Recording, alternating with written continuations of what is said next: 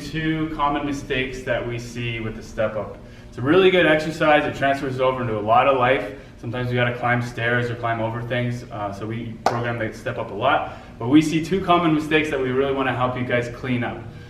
So go ahead and get yourself in the position. So he's gonna have his opposite leg up.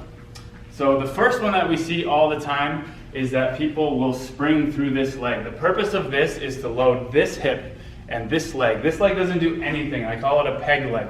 So he's using his abs, he's using his core. Keep this leg, oh yeah, go ahead and spring, show it the bad way. That's what people do. So if you have to spring through this leg, two things are happening. You're using too much weight or it's too high. So we can go to this one, pick a height that's a little bit lower, and then go ahead and maybe he can do it, and that gets a lot better. Awesome, that cleans up real nice. So the goal of a real step up, a proper step up, is to have your knee a little bit higher than your hip. So I could actually afford to make this even a little bit higher for me in my long legs. If you're struggling with that, then it's okay to have your knee a little bit lower than your hip and kind of work. Get strong in that, and then we can start to go a little bit heavier. The second thing that we see all the time is people cheating by squatting. It's not an actual step up. So he's gonna go ahead and squat his way up. Not a good step up, right? Do that one more time. So he's gonna go.